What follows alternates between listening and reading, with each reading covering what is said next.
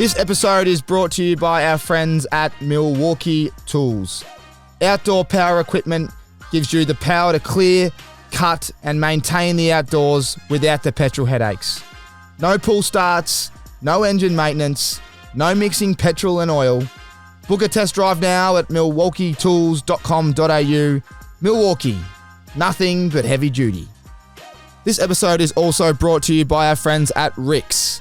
RIXX is an Australian lifestyle brand founded with a mission to transform the eyewear industry by creating carefully crafted eyewear that inspires confidence.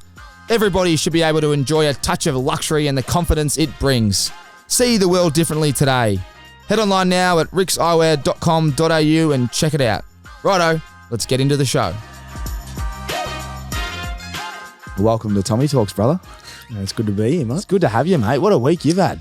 Yeah, it's been pretty busy the last couple of weeks, actually, since we finished, but busy weekend. You'd be the busiest pie there is with kids. You're a family man. You love your events. You're a social guy. You love your COD. You're also dominating. You're also dominating on the footy field.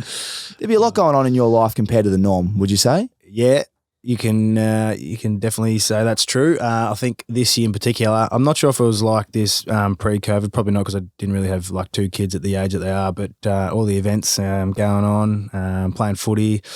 Howie actually called me the second Eddie Maguire at one stage because I was that busy going to so many events on weekends and stuff. But I've enjoyed it. It's been good. Getting out of bed again, socialising, it's nice. You got to fill the social bucket up, don't you, if you're a social guy? Yeah.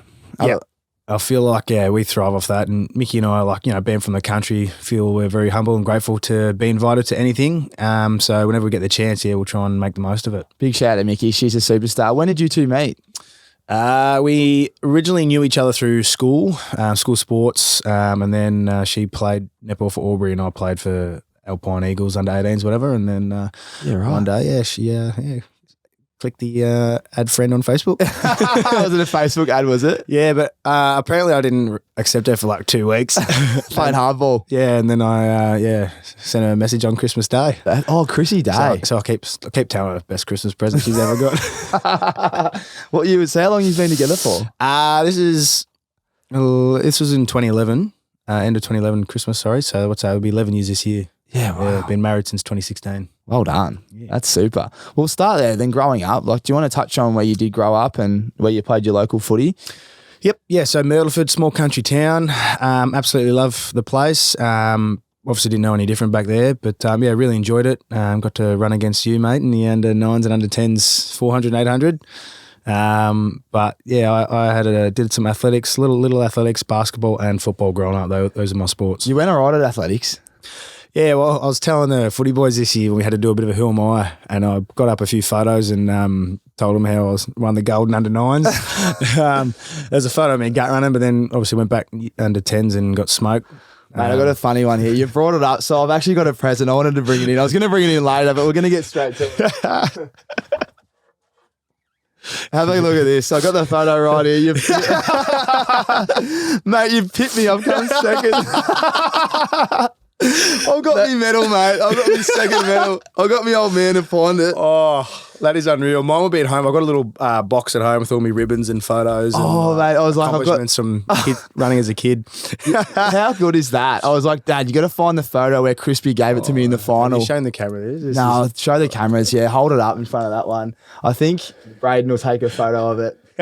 I want to know who this guy is as well. Like, I called him Mr. Caulfield. He gave it to me in the, I'll put it up here so Braden can zoom in, pull it back towards me. This guy, I called him Mr. Caulfield because he ruined my life the night before. I remember we had an 800 metre event. This is under 9, so the memory's strong. And I like to lead. I like to lead in the 800 and 1500. Yeah, okay. And I went out real hard and so did he, and he wouldn't give me the lead. And then we kept overtaking each other. And on the last 200, I blew up and come fourth. And I missed the medals. And I'll never forget, I was like, my old man's like, mate, I told you to run your race. Don't be stupid. Yeah. And anyway, then me and you get to race each other the next day, and you've hit me. You've got the you got the gold, and I got the second. But I got to beat Mr. Caulfield. So I want to know who this bloke is because he gave me demons there for a night. Athletics was so much fun growing up. Yeah, no, it was good. I had a lot of enjoyment. I used to do it Wangaratta. I think it was once a week, and then obviously get the chance to run in a few of these events. I'm wearing the Wangaratta kit. got the running shoes on and everything. But yeah, geez, it was nerve-wracking coming down to Melbourne to do that. How many like I never forget how I used to almost piss my pants waiting in line. Like I'd be my old man, he was my trainer, my dad, my best mate, everyone else. Some people at this level I know there's a guy called Simo Rasic. Do you remember that guy? Do you remember that name?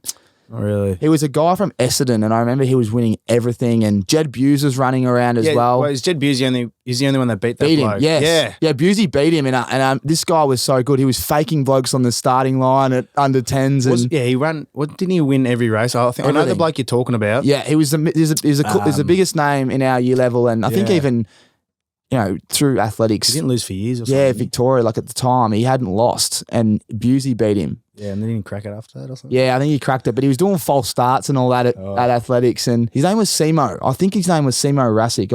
I'll shout him out because he was a superstar runner, and we'd all get a bit nervous running against him, especially in the sprints. But I remember. I think it was one year I didn't race against him, and then it might have been the next year he hadn't done the short distance before, and then he came out and just won that, or the 400 might have been just got gold straight away. Yeah. And I missed the medals, so came third maybe, and then. Yes, so good. This photo is so funny. You're just a machine from back in under nines. I've got the big buck teeth as well. You could tell that I was going to have big chompers.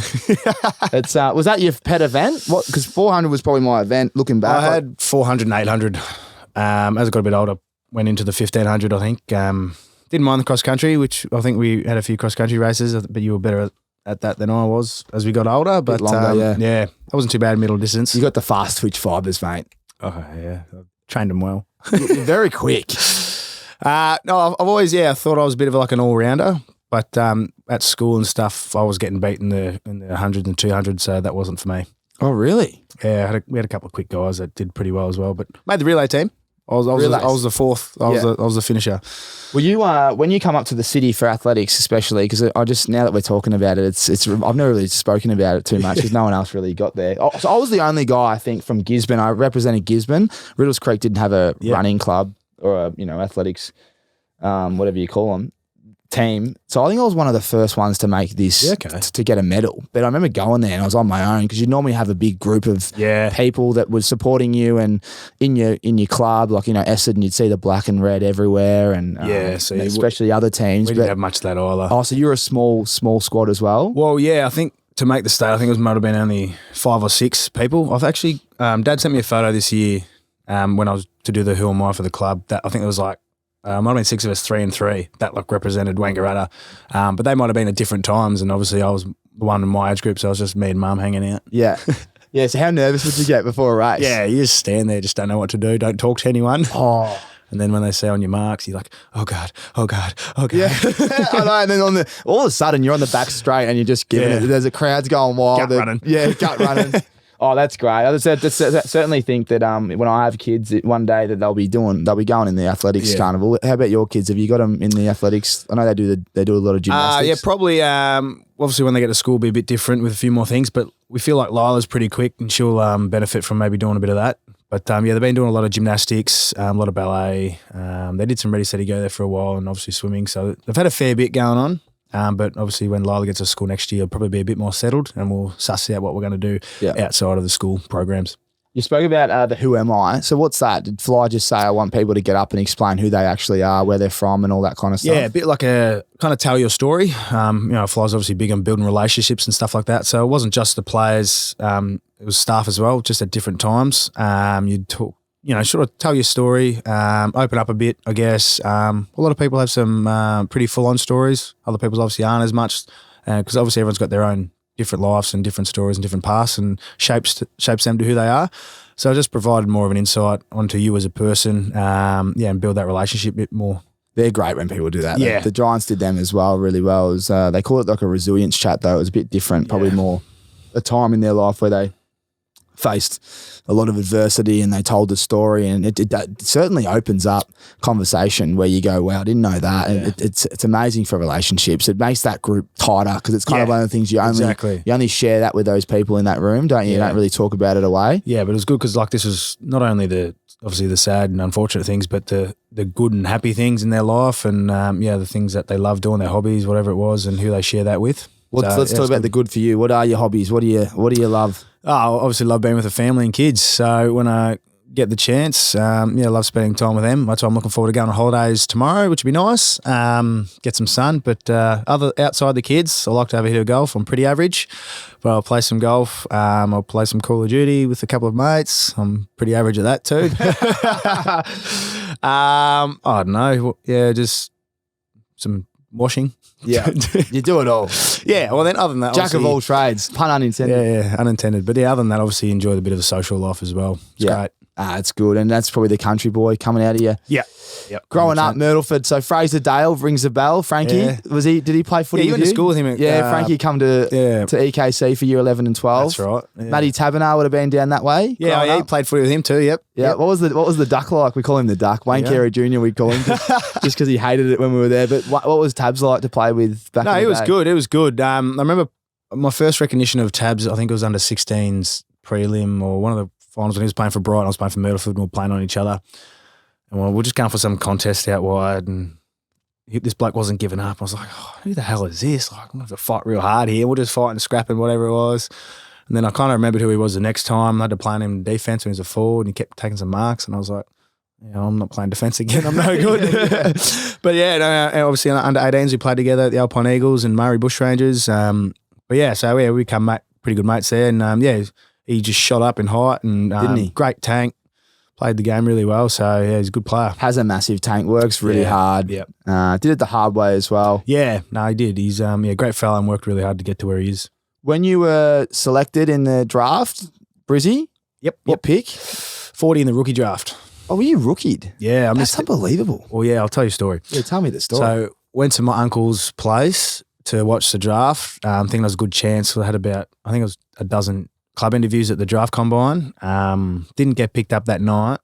So I got some mates over, had some beers, whatever. But then 2 days after the draft, all my friends were going to schoolies. So the next day after the draft, got mum and dad to book me a week in schoolies with me mates. So I went up there for a week straight away after the draft. Came back, trained with St Kilda for a week. And then I think the rookie draft was somewhere in December after that. So then I was just playing PlayStation at home. Mum was watching it, got picked up by Brisbane. Yeah, and 3 days later I was up in Brisbane for a week before Christmas break. That's unbelievable. So yeah, it's pretty crazy, pretty full on. But yeah, I got to obviously go to schoolies and get drafted. So not a lot of guys can say that in the AFL. It's a great story. We're going to talk about what's happened. So you've won the BNF in what it was an amazing year as a team for the Pies. We'll go to that later. So and you're talking about being rookie drafted. Now this is great because it's a great story and everyone loves a rookie story because they're just you've done it the hard way. Yeah. But schoolies is the biggest roadblock. I remember I miss schoolies, right? And you're still playing. Drafted, so you're still playing. I went first round. This just goes to show it's a long game here. You don't need to go early in the draft. You're still playing, you're dominating, and you got schoolies in. I miss schoolies, and all my mates ever do is talk about schoolies stories. Probably moved on a bit now, but for the first 5 years of my career, it was like, how good was schoolies?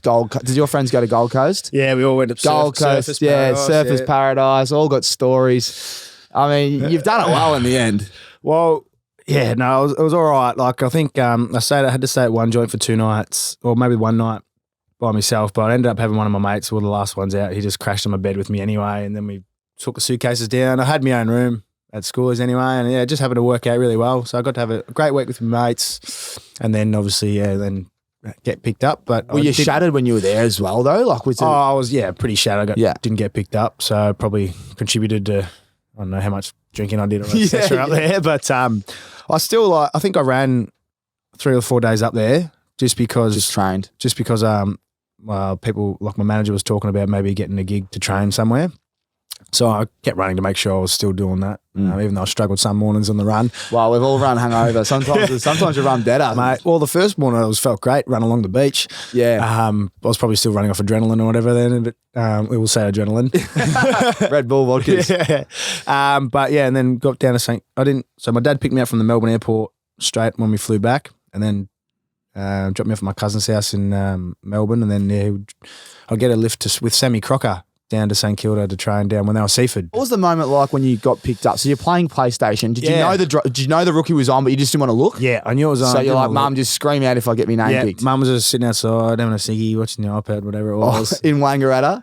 No, in Myrtleford. Sorry, down one way. I Sorry. think Fraser went before me. Frankie went to the Carlton, to the Blues. And then Mum's like, "Oh, Fraser went." I was like, "Oh, yeah, cool. Yeah, don't worry about him. Don't talk to me, Mum. That's not me." Anyway, so I went back inside, and she comes in, opens the doors. Woohoo! You got picked up, yeah. And I was like, "What?" Yeah. Oh, pause game. Pause the COD game. Hey, boys, got to go. Yeah. So I was very excited, but I was still probably in a little bit of disbelief and had to see my name actually there. It was online then, wasn't it? Yeah. It wasn't like TV. It was like online on like you had to keep refreshing the browser. They'd just come through like online. Names would just pop up if you got picked up. Yeah. And then I think the Brisbane like bloke who looks after the list side of things from Melbourne came up, came and spoke to me, whatever. And then, I had 2 days or 3 days or what it was to pack bags, say bye, whatever. But it was only a week I was going to be in Brisbane until the Chrissy break. Yeah. So it wasn't too long, which is good. So, went on one of the hardest camps in my life. Yeah. Straight away. Yeah, straight into it, isn't it? There's no mucking around. No, and then, had a good Chrissy break and then it was fully into it, yeah. That's interesting. It's Myrtleford. It would have been a long drive for that bloke just to come pick you up. Yeah, he'll be right. It's probably part of his job. He knew what was going on. He's getting paid to do it. Yeah. When you went there, so you just got smashed and you were back for Christmas. Did they have like a piss up at the end of the? Yeah. So what it was, I got there on the Friday. Thursday. Went around meeting everybody. Friday we had a training session. All the young first years, whatever, was pretty light. And I think Saturday morning they had another like a running session, and then we had a cricket day. Boys split up into 4 teams, played cricket, and had a bit of a piss up, which was nice. And then on the Monday to the Wednesday was a very hard camp. It was called a special emergency response team camp run by those blokes. So it was a bit, it was a bit of an eye opener. Just like kind of, fall in line, number off, blah, blah, blah. If you get punished if you do things. But I remember we had to wear white singlets. We had to number ourselves off in order from a second letter of our name. So I was A and then AC for Jack. So I was number 1, and they referred to us as number 1, 2, 3, 4. Had our backpacks on with our food for a couple of days, and no food in there really. Not really. It's just like the condensed milk, some up and goes, yeah. And then it was like they woke us up in the middle of the night to hold our bags above our heads, and went back to sleep. And blokes stayed dressed that time because the first time we went to sleep, everyone like took their socks and stuff off, and then they came in waking us up, going, everyone's struggling to get their clothes on. They're like, get down now. And I was like, oh shit. And then we had to go jump in a river and try and move some trucks, and they obviously had it purposely with the handbrake on so you couldn't move it to obviously get their teamwork going on and how can work together and stuff like that. So that wasn't too bad. Yeah, and then by the Wednesday, everyone's just like tired, knackered, and then I flew home Thursday. Those camps are, I don't know. What do you think of them? Do you think they're good? I think they're good to a degree. I was just my second day at the footy club. I was like, "What the hell's going on here?" Yeah, you think you got to go in there and put it? Was Fev there at the time? Nah, it was a year after you're gone. Okay, but who was there? Jonathan Brown would have been there. Yeah. No, so this was the first of 4 years. Only first of 4 years. The older guys did that the year before. Oh, so they've just got the young squeezers. Yeah, just obviously open them up. It's good though. Teamwork and environment and culture. The best thing about it is you get to share a bond within the first of 4 years. And you get to know some people. That was really good. Obviously, being at the club for like 3-4 days before that, just built those relationships really well again. So who'd you click with? Like, was there anyone that you remember just going boom? Yeah, me and Elliot got along really well. Yowie. Right from the start, yeah. So we had a few first years. We had Billy Longer, Sam Doherty, Big Bill. Elliot, myself. There was a bloke called Richie Newell who I'm still good mates with. And then in the second year was Jared Pollack. Who else was there? Rowan Buick, Jesse O'Brien, Jordan Lyle, if you remember any of those blokes. Yeah, Ryan Lester would have been. Yeah, Ryan Lester. Yep. Paddy Carneses. So we had a good young crew. Yeah. Yeah, plenty of talent. Yeah. There you go. And then how long were you at Brizzy for? 3 years. 3 years. Yeah. So you got the trade back. So Yowie left as well. They all left after the second year. Why did they lost a lot of talent early days? Why do you reckon they lost a few? Yeah, I think it might have been the second year when they labelled them the go home 5 or whatever it was. Yeah. So I don't know if blokes were homesick or whatever, but those few guys were getting good opportunities in their second year. So yeah, I don't know. Could have been a few factors, but I'm not one to pry on all their details or whatever. So it's up to themselves. It's none of my business. But obviously, yeah, it worked out well for Doherty and Yowie and stuff. They've played really great Some footy. good players that were all together, weren't you? Yeah. Why did you come home, you reckon? Just homesick? No, I wanted more opportunity. Weren't getting a game? Yeah, I felt like wasn't getting a good enough run. It was hard. My second year, I only played the 2 games, and in my third year, I didn't get to go till round 18. So I just wanted to kind of have a fresh start, and just see what I could do at a new club. Well, you've done well, mate. Yeah, I've said it to plenty of people. It's the best move I've ever made. So, no regrets, no looking back. The big, powerful club, the Pies. Like, what was your first impressions of Collingwood when you left Brizzy? If you were to compare. Well, I think one of the things was just how I think down to earth and humble all the blokes were. Like I felt like at Brisbane, like there was some friendship groups and cliques or whatever, which there always is. But when I came to Collingwood, I just got this sense that everyone was already kind of together. Like there was none of that. But yeah, it was just an eye opener. Like it's so different. Like footy in Melbourne to Queensland is just like living up in Brizzy for 3 years. I forgot what it was like down in Melbourne, and then come down is just amazing. Especially training like nearly in the city. Oh, I know. You're right in the heart of it there on the Olympic Boulevard. Yeah. Drive past there all the time. Now, that's the worst street to be stuck on. I've been stuck on that prime time traffic. Yeah. If you're driving down there at 5:30 to 6, you just might as well get this podcast on and chuck Carl's American Aces on because you've got another hour in the car. Yeah. Would you obviously train in the morning, wouldn't you, when you're down there? Yep. Yeah. So, pre-season will be, probably get in there 7, leave at 4:30, 5-ish. Yeah. On the main days, in season, still similar, 7 till 3:30. On the main days, a few half days obviously in there. But the good thing is we get to park there.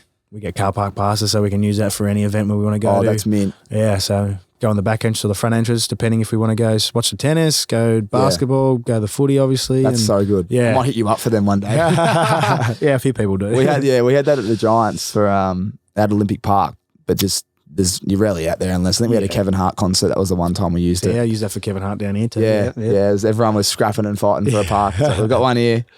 Well, let's talk about the Pies, mate. What a year. We're going to...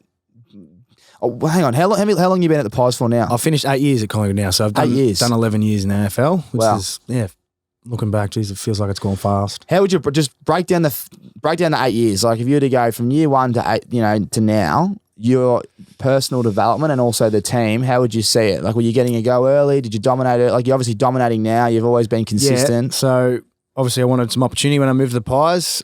First goal, play round 1, and obviously round 2, round 3, blah, blah, blah. Ended up having a really good first year at Collingwood. I came 3rd in the BNF. Pendles and Swanee were 1st and 2nd, so I was like, how good's this? Yeah, wow, great move. Bloody taken aback. Like, this is awesome. Obviously I've played every game since I've been at Collingwood. But I think it was 2016. I probably struggled to find the same amount of impact and form as I did the previous year. I think I averaged a little bit less in disposal, whatever it was. Came 9th that year, and then I remember thinking to myself, I was like, "Come on, fucking Jack, I know you're better than this. Like, feel like you can do better, whatever." 2017 was a little bit better. Ended up moving down back halfway through the year. Ended up being really good for me. I think I finished 7th that year, and then 2018 was probably where I started to take my game from here to here. I came 4th. Why do you think you took it from there to there? I don't know. It could have been obviously another year in the system. I think was out married. Lila was born 2017. I just felt like I found a little niche in ways to switch off of football. Yeah. My kids have been massive for that. Obviously, switching off mentally so you can just kind of be refreshed all the time and take that stress away. There you go. It's definitely a major benefit. And all the guys with kids would say the same thing. They do, mate. I remember asking them, as soon as they walk out the doors, they forget about the day because they go home to the family. Yeah. So a bloke without a kid wouldn't understand like myself, but I used to always hear that and it's consistent. Yeah. So what was it? So just as soon as you walk out, all the stress and pressures of footy just go because you obviously got other things that are more important. I've said it so many times to so many people, but like win, lose or draw, you play good or bad. Like sometimes if I'd had a shit game or the team lost, I'd be like real angry and disappointed, but I walk out of the rooms and I'd look up and then I'd see Mickey and then she'd just smile and I'd start laughing. Yeah. And I'm like, stop smiling at me. Yeah. I'm trying to be angry. Like, let me be angry for a second, and I'd start laughing. I'm like, God. And then with the kids, like they just give you a cuddle and you just They don't know. You're just like, oh god. But yeah, they're the best thing. That's definitely the best thing for being from a football. That's great. There you go. So they helped me go from. So that was 2017. That was 2018 was my better year again, but 2017 was when Lila was born. Yep. And obviously we made the granny, so that was a fantastic year. I think everyone just had good. Everyone had a great year. The Dom Sheed. Oh, sorry. Listen sorry, to mate. I think I might be finishing this podcast a bit early. I'm out now. Have you watched the replay? Not the full replay, no, but seen a few clips here and there. No, I was watching you closely. Obviously, Freo West Coast rivalry. Chris Main, good friend of mine. Yes. He had a really tough year, his first few years, and was super in that granny. Was 2017 his first year? His first year he didn't get a gig, and then he was shafted, I thought, his first year. And then he dominated the next year. But that was I watched that at 5 a.m. in London at a pub. Did you? Yeah, it was in London. I was watching it, and we won't talk too much about it. No, we won't talk too much about it. Let's move on. Great game, and no doubt you'll be back there soon with you going. So you move on next few years. Yeah, so 2018, 19, 20, really found myself at home down the half back. Really enjoyed it. Felt like it was where I could. I played my brand of football a bit more. I guess I was feeling pretty confident as well at that time in those few years, which also helps. And obviously having a bit more experience, felt like, I could play to my strengths. And I was used 2019, 2020 a bit, and 2021, I should say, sorry. Like I'd play half back predominantly, but if the club needed me or the coaches stuff move things around, needed some run in the mids, that's all I'd put I've noticed that. They throw you in and you have a lot of impact on you. The first, second or third or fourth quarters, depending on how the game was going. And again, felt like I'd have good impact in there, and the coaches obviously did too. That's why they kept doing it. But that was great to do. Where do you see yourself playing your best footy, or are you happy playing anywhere? Well, right now, the midfield at the moment, the way we play at the moment at Collingwood, quick forward footy, mate. Just instinct, take the game on. That suits me to a T, whether it's run and carry or handball, kicking through the guts, whatever it was. I think everyone's just been well drilled to play to their strengths, and mine is in the guts. No, you definitely. I can visualise the way you play. I've still got it. It's like a vivid memory when I went and watched the Dockers, my team.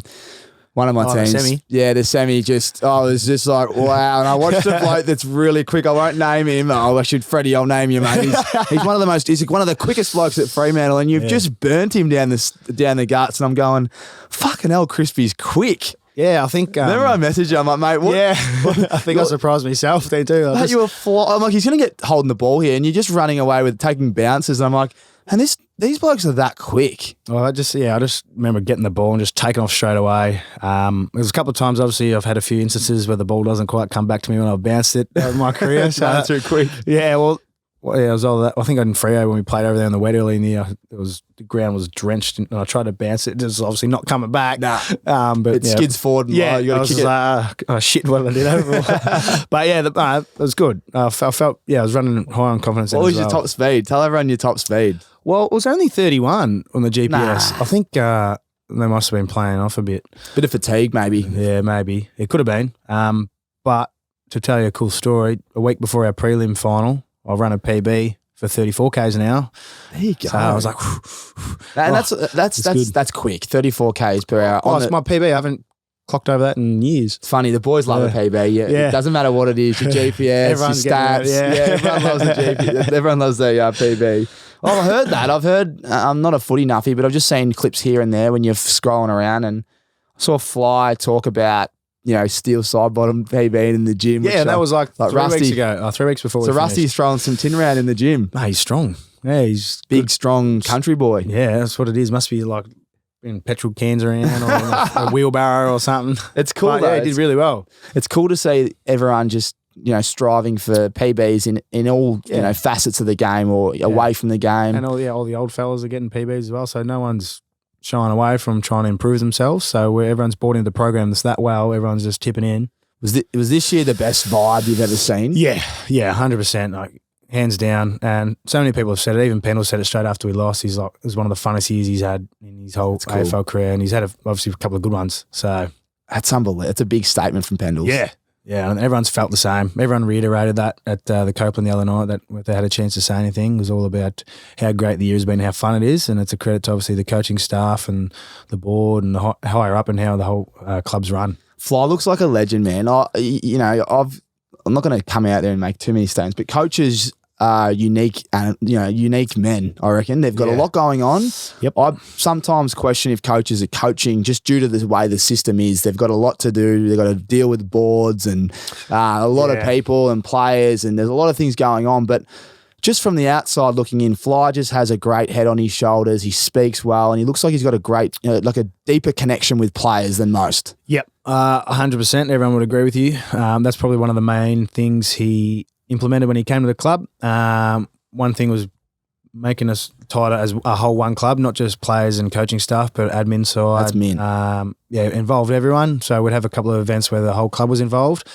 And then we'll have a side-by-side meeting at the end of the week, which will be coaches, physios, like anyone you can think of. Our staff will just come in, and that's when we do the Who Am I's in front of them as well. Oh, so all the staff come in for those? Yeah, but we obviously weren't able to get through everyone because it took too much time. So it was probably just mainly all the players that got to do it, plus a couple of coaches. Mm-hmm. But I'm sure we'll continue with that going into the next year. But just all about relationships and building those connections off the field. And it obviously paid dividends on the field because everyone felt like they could be themselves, trust everyone around them to play their role.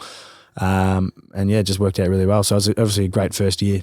Oh, mate, hats off to the Pies and what you're doing. I think you shocked everyone. I don't think anyone besides yourselves saw you coming from where you did last year. Well, it's everyone's second favourite team if they don't go for the Pies now. Oh, I grew up bagging for Essendon, and the Pies were, you're normally meant to hate the Pies, but you can't I just love what you're doing. There's some good blokes running around. And talk about some close ones. Honestly, you blokes are kidding me. Like, you've had... What have you had? Have you had a one that, like, you've had, I think you've only won, you would have lost 1 out of 11 when it was within a kick, huh? Yeah, well, I think it was under 12 points. We had like 12 or 13 wins until the finals where we lost 2 by a kick. But even that, like, it's like almost impossible, I would have thought. And it's, hang on, here they come. Yeah, well, I think one of the things that sticks out to me is when we played Essendon and obviously won after the Sirens.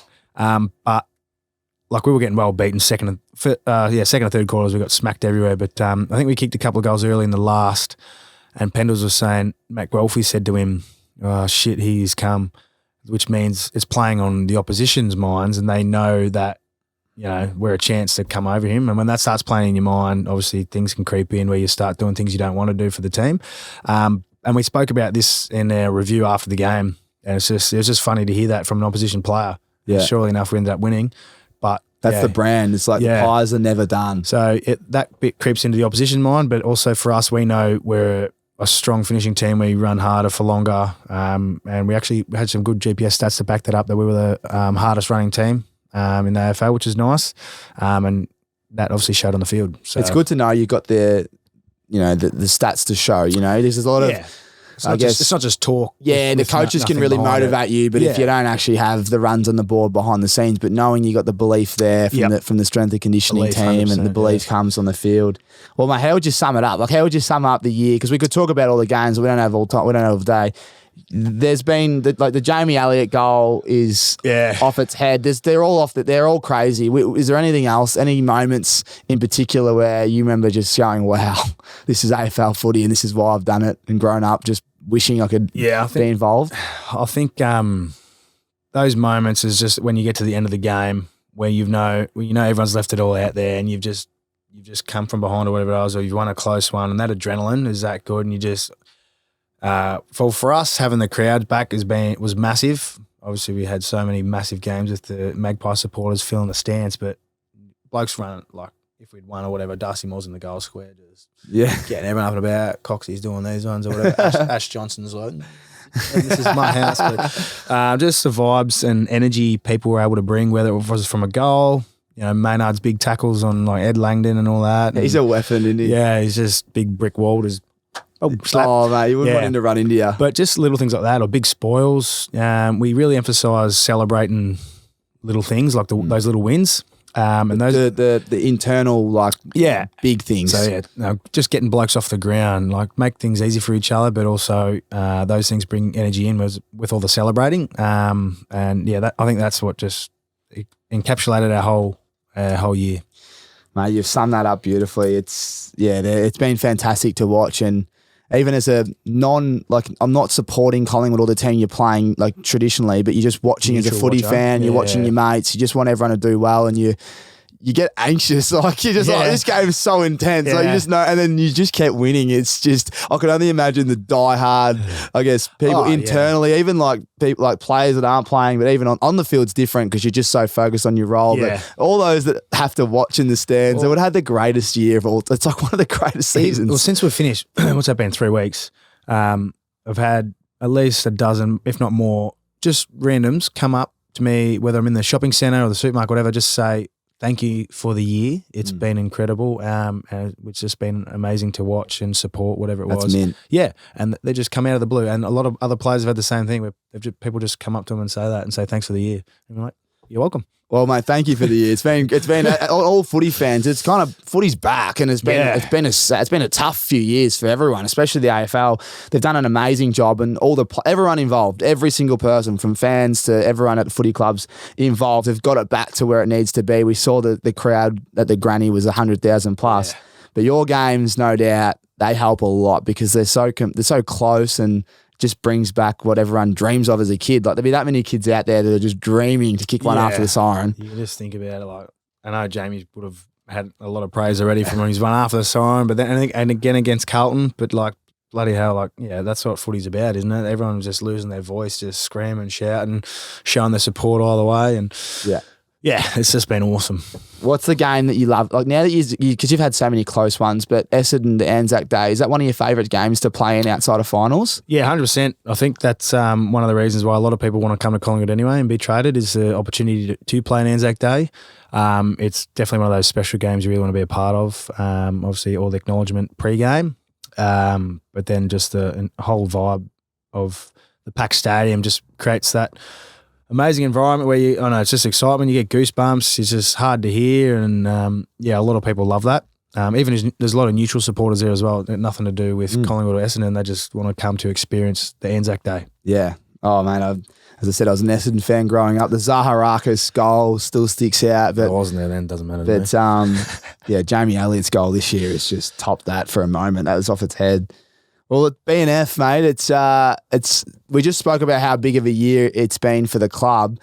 To come away and win the BNF, it's not an award that you set out to win, at the top. It's one of those individual awards that you love, and you want all that individual success that comes with team success. But once the team is out of contention and then you have your BNF at the end of the year, it's an amazing achievement, mate. Well done and congratulations. Like, how was the night? And you did say you were quite nervous. You had a great year. So did everyone. Yeah. That's an amazing achievement. Have you had a chance to actually sit back and think about it? Well, I've had a busy weekend, so I probably haven't had as much chance to sit back and think about it, but I'll get some time over the break. But it was such an amazing feeling, obviously. As you said, it could have gone there's probably 10 players there it could have gone to. Everyone had such a great year, and obviously it rubbed off of the team's success. But I was quite nervous. I got up and dropped an F-bomb and started my speech. Oh, mate, just speaking of F-bombs, I had a podcast with Toby Green a few weeks ago. Now we're shooting this will come out a couple of weeks, but I dropped that many F-bombs. I'm going to start a swearing jar. Me and Toby were on the vodka sodas, and I think I had a few too many, and I reckon I said 50 F-bombs. So for everyone out there listening, don't worry, I review my own work, and I was filthy with myself. I think I went for like a 10K run and just punished myself for the. You're one of those blokes. I need to get some soap in my mouth. But yeah, I was dropping F-bombs left, right and centre. I think I just got excited and you get a bit nervous. I don't know what happened. I just started getting really excited. I wasn't thinking. So you've dropped an F-bomb on the stage. In front of 1,500 people. They love one or two. Yeah, well, the thing was, like, everyone said the same thing about how fun the year was. So I was just kind of getting up there to reiterate that. And then I stuffed up my word or whatever it was. And then I said, F. I was like, oh, shit. Sorry. I was like, sorry, I apologise. And I was like, I'm just nervous.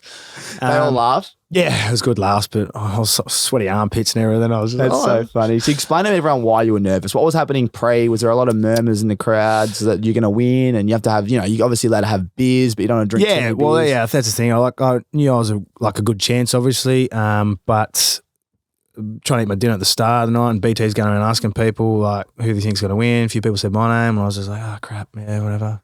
But then obviously as it goes on, they put the votes up.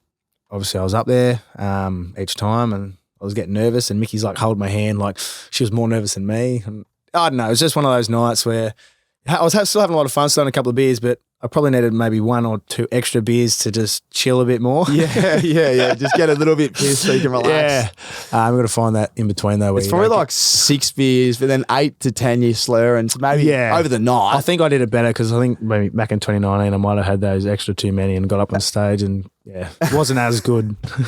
Yeah, you don't want to be sloppy drunk. Yeah. But it was a great night. It was great to have obviously a big crowd in there because last year when I won the BNF, it was a virtual one, so pre-recorded home. Yeah. Did you win last year as well? Yeah. I didn't know that. So you're back to back. Yeah. So mate, you're a weapon. Bloody happy. Yeah, it's been this one's for me is just massive, like because of the season you've had and the it's hard to win a BNF because of the way it's voted. You've got to play every game. And you never know what it's going to be like. Yeah, that's why I could have gone to any number of players this year. But to win back to back, mate, at a big powerful club, a rookie from Myrtleford, pick 40, playing COD. Who knew, huh? He goes to Brisbane and comes home and wins back to back. You know, you might go. Has anyone ever won back to back? Yeah, a few people have. I think maybe 17 people have. So what about? So 3 would be, there wouldn't be many that done 3. Maybe Pendles and Bucks, maybe. I don't know. Bucks, Swanee. But you join elite company. Yeah, it would be cool, but I'll have to put in a power of work to get there again, but we'll see what happens. Oh, I'm sure you'll be chasing the flag. Now, flag, of course. Any other, there's a lot of young guns popping up at the Pies. Like, are there any more gems coming through the system that we're going to see? Or I know Bobby Hill's joining you. Yes, he's very exciting. No, it should be good, I think, but just in general, I'm not sure who we're going to draft, but even another year of preseason in the young blokes will take them to another level. Like, obviously, Nick had an amazing year, so did Bo, so did Guinea. Yeah, Josh Dacos had a great year. He'll go again. Nick Dacos, he'll go again. What about his year for a first year? I don't think amazing. Yeah, we'll probably not sure if we'll see that again. It's great to be a part of and great to have him in my team. He's a star. He's such a. I mean, he's just what he's done this year. I'm actually surprised he wasn't in All Australian. I thought he was a bit stiff. He was amazing, and he's so mature. Like just from the outside looking in, he looks like he speaks well as well. Looks like a 6-year. You know what I mean? It looks like he's already done his apprenticeship, and he's just natural out there. He doesn't get too. It's good. You want to be like that. Just feel like you can control the controllables, obviously, and then play by you. Whatever happens after that. But he's put himself in a great position at our club already. Well, mate, the BNF, it's unbelievable. Well done. Was there a bit of press after that? Was there a big celebration? Did you just party afterwards? Where'd you go? I went to the after party. It was Merrywell or something, the burger joint. I went upstairs and not got away very quickly. And they treat the BNF winner? A few people bought me a couple of drinks, which is nice. Yeah, you get too many. Well, I got to bed at 5. Well, mate, you got to get to bed at 5. I got lost. We went. When we get back to the room about 4, and then I went looking for Macca's through Crown. Got lost trying to find it, but I found it. Then I got lost getting back to my room. And then I just sat up by the windowsill, just eating my Macca's and pondering life. Oh, mate. When I was half drunk, or not half drunk, pretty drunk. Yeah, you weren't half drunk. Don't lie, you. What a fun night that was. And then I looked at my phone, I said 4:45, and I was like, I got to get to bed. Yeah, they are late nights. They're good nights, though. It's always good to celebrate someone's season that won it. Now, the plans next year. What's something that without giving away secrets, but you've had such a great year. It's just building blocks. Is that you're just getting better? That's just the main message? Yep. We always talk about our big mantra is getting winners only. So getting better every day, what we can do to get better every day, and acting like winners. So you've probably heard I have heard that. Yeah, so I like that. It is good. Be humble in victory and gracious in defeat, is that the right? Yeah, I think so. Yeah, something like that. But always about improving ourselves, whether it be obviously on the footy field or off the footy field. They will coincide and work out with each other. But it's going to be great. I think we've got a great standard that we've set now, and the excitement and hunger's there probably more than ever, especially after our obviously narrow defeat. Yeah, we know what we're capable of, and we feel like obviously we're a destination club now with blokes wanting to come here. So it's going to be exciting. A couple of months over pre-season, then we'll see what we can do next year. Pumped for you, yeah. Fly. Go back to fly. See, when I was playing, if we lost a football game, right, I'll never forget it because you know what it's like. You're at Brizzy. I went to Fremantle. Yeah. when we'd lose a game, I'd play against some blokes that I'd played all my juniors against, and I wouldn't have seen them for a year. Yeah, so and you'd go to shake the hand, and they're up and about. Yeah, g'day, mate, how are you? You know, haven't seen. And after the game. Yeah, and you've just lost, right? But you've given everything. Yeah. And you might smile, oh, g'day, mate, how are you? Or you might just go, what I learnt was you don't, I didn't get caught, but someone else did, and it was like. When Ross was coach? Oh, yeah, and I used to hate it, mate. Like, if I fucking ever see one of you blokes smiling after a loss again, you won't be playing. And it was like that. But then you see what Fly's brought in. Well, I mean, times have changed. 10 years ago. Yeah, times have changed. But it's just great to see because the psychology of it is spot on. You give everything out there. You should be able to just, you know, see your mate, have a smile, have a laugh, and just get better. And that's what I heard that I love is when even if they lose, you don't lose, you just learn, and you're getting, and you can come in and even winning, like not too high as well. Yeah. So I like that. I like that consistency. I think a lot of players would want to be at that club for those reasons as well. Yeah, 100%. And I think if you, I don't know, you can't get caught up in. Obviously, you'll be annoyed that you lost, but you're still a person, and when you're playing against your friend anyway, you're not holding back when you're on the footy field. You're still giving it your all. Everything. So it's not like you're going easy because of your mates or whatever. So I never really agree with that stuff because you can still be a nice person, because I'm not going to be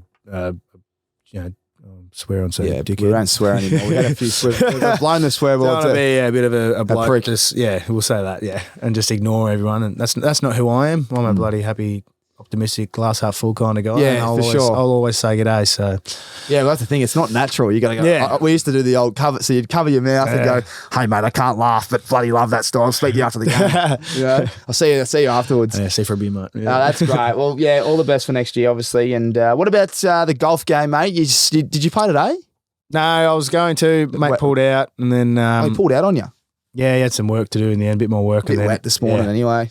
Well, I was going to go, and then Mickey's feeling a bit unwell, so I felt like if I mentioned I was going. Did you have the Clutch & Co ready to go? It's in my car. I wore it all last week too. Clutch & Co, great sponsor. Thank you very much. Great shout out to Clutch & Co. I was rocking. I went and got a golf lesson yesterday, actually. Did you? Yeah, big shout out to Heath there at Northern Golf Club. Mate, amazing what happens when you just get a lesson. I've said it for, I don't know, however long I've been alive. I just need a lesson. I finally pulled the trigger, and it's just a simple little, my feet were too wide, bring them in, use that hip instead of the arm, and all of a sudden it's going longer and straighter. I'm thinking, geez, it's a pretty easy game, isn't it? I had a couple of lessons a few years back. I felt like they helped me for a bit. So I remember a couple of things, like obviously the feet, grip, and the shoulders and all that, but my driving still sucks. Yeah, you need a tune-up. Yeah, I've been actually good at the driving range the last couple of weeks. It's been nice. Something about the driving range, they go straight. Yeah. and then you get on the field they and still slice, but if I adjust it properly, it actually ends up in the right spot. I go out in the golf course, so I think I'm adjusting, or I just still hit five trees and 3 fairways across. It's a great game. And that's why we love Clutch & Co. We love it. We've got the discount code there, Aces, Dominic Tyson doing great things. They've got new stuff, Clutch & Co. Their quarter zips out. Yeah, they're elite. We're not going to. This is an organic plug, by the way, because we love Dom. But mate, he's quarter zips. I go to the gym in them. I run in them. Yeah, they're just so they're just the material on them. They're that nice. Yeah, just like actually, a flexy kind of comfy quite cold jumper. Last week, so it was perfect to wear. Yeah. I actually ended up having to chuck another rain jacket with it as well. Just Melbourne, cozy, but it was nice. Yeah, Melbourne needs to fire up. It's 1 minute it's sunny, next minute it's I guess Clutch has got it all. But I wouldn't mind just rocking a polo and shorts, their new sand shorts. I just want the summer kit now with no rain, because I think we're in October. It should be all sunshine. What about Spring Carnival, mate? Are you a Spring Carnival enthusiast? Yes, I do. I do like to attend. Any people want to come and go there with me? I do like to win. I'm not a big fan of losing. Love that. No, Mickey and I normally like to get to at least one day, if we're not back home. Yes, we're keen on Derby Day this year. We get back from Bali on the 25th, I think, so it should work out well. Oh, mate, you're living it up. Back on the social wagon as soon as we get back. Fill the social bucket. Well, on the day in between, I'm going to your RIXX party. The RIXX party, which will be this podcast will be released afterwards. That'll be fun. No, we can't wait for that. Well, speaking of RIXX, let's roll into it. RIXX and retirement's the segment. For everyone out there, RIXX Eyewear, you get a discount code. You go online and you use Aces at checkout, Crispy, and you get a 20% off discount and free express shipping if you want a pair of, sunglasses. You obviously got prescription and blue light frames there as well. But Spring Carnival, Derby Day, Stakes Day, Cox Plate, you name it, Caulfield Cup. As with these bad boys you need to wear sunglasses with your suits, and if the girls need a pair as well, they're all there. Now, Crispy, chuck these on, mate. I've got you the Melrose Crystal Grey. These are the classics. Like, I've always give people, the colourful sunnies, but these are our number one sellers. Look at them. Oh, I feel sharp. You look sharp. Should we go to the races? Yeah, I'm going to get you in a suit. Now, RIXX and retirement is, you can leave them on for this segment because it's a good one. you got to pick a location in the world, right, that you're going to retire with the family, and you got to let me know why. But you can only pick one. But you cashed up, so your money's not an issue. Everything's good, so everyone can relax. And you got to move the family to one location in the world and take your RIXX Eyewear with you. Where would that one location be for Jack Crisp? Well, considering I haven't travelled too much, there's a place, you probably know that. I'm going to reference a movie here. Yeah, that's good. Hey, you got a dream. It's one of the Fast and Furious ones where Hobbs goes to see Dom. I think it's somewhere in Italy, maybe. Could be Greece. Is it at the end of the movie? No, it's 6 with the first Shaw one where he comes and shows in the envelope of Letty being alive, and he's just laying in bed there. The window's open. It's just nice and sunny and just looks nice. I forget where it's called. We're going to find the location. Get the scene from the movie. So it's off a movie. It's unnamed, but we can find out where it was shot. It might be private beach. I don't know. That's great. So like beaches. Yeah, beaches would be nice for a while. Otherwise, I'll just find a nice bit of land in Myrtleford in the country there, overlooking a valley. I can see myself sitting up there having a cup of tea, watching the world go by. That's brilliant. So back to where it all started. Yeah, and then I'll just walk inside to my big basketball stadium. Yeah, well, mate, you got all the cash. You can do what you want. Is that the dream, to have a b-ball stadium, or like a little court inside your house? I'd love to have one of those ones where you can play tennis, basketball, obviously.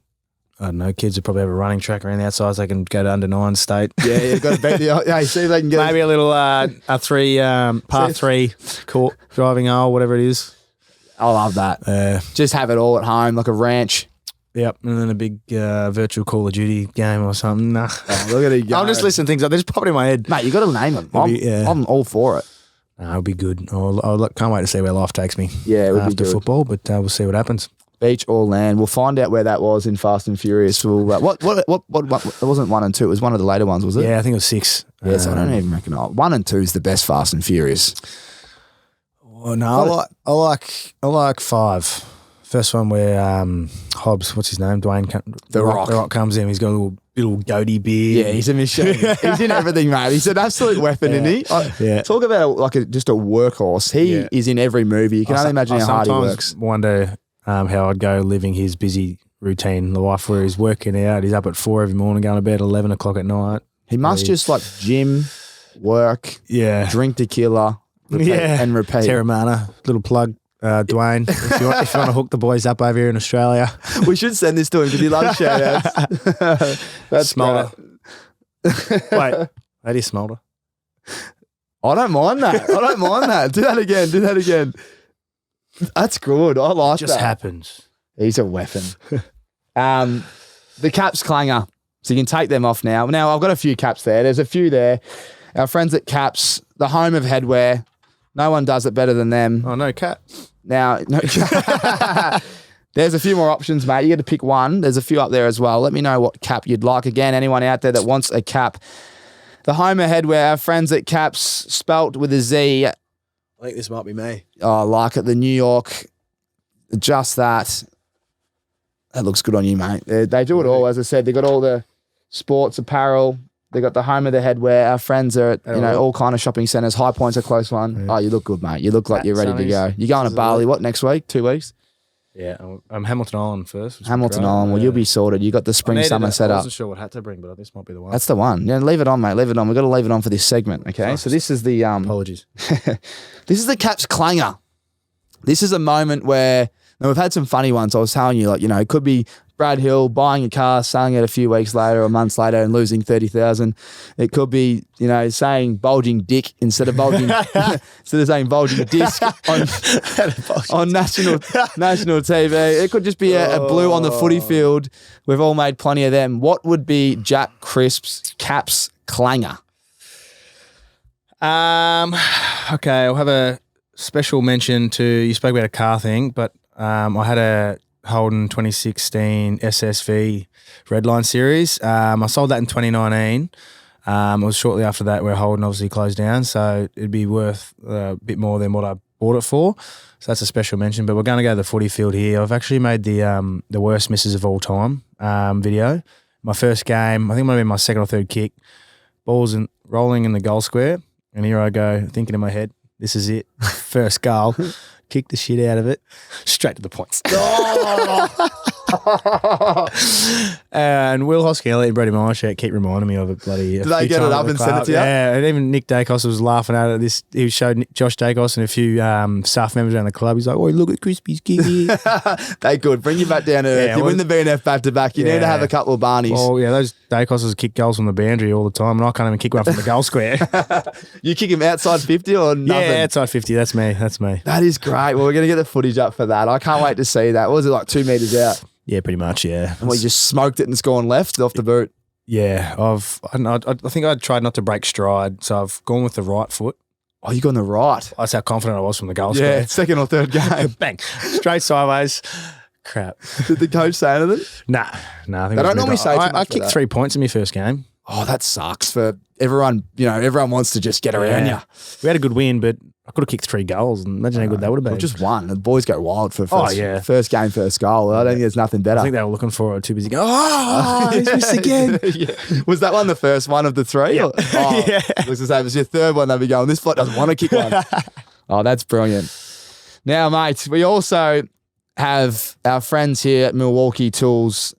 You know, they're here driven to outperform, they are. And we want to talk about a moment where you've outperformed everyone. You know, talking about driving your legs. That's all I see when you have the ball. Just speed, like the under-19s 400, just running away from me. Under-9s, mate, not under-9s. Under-9s. Did I say 19s? Okay, Yeah. under-9s, running away from me. You're just a machine when you get the ball.